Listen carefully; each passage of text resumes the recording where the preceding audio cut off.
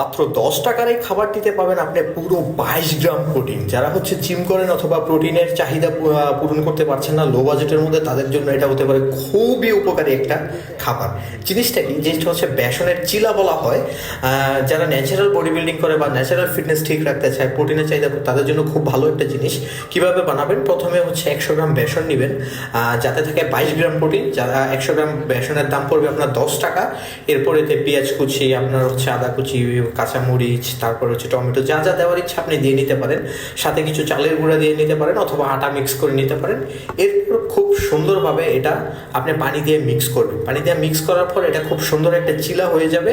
এই জিনিসটাকে আপনি খুব সুন্দর করে অল্প একটু তেলে অথবা ঘিতে আপনারা হচ্ছে ভেজে নেবেন।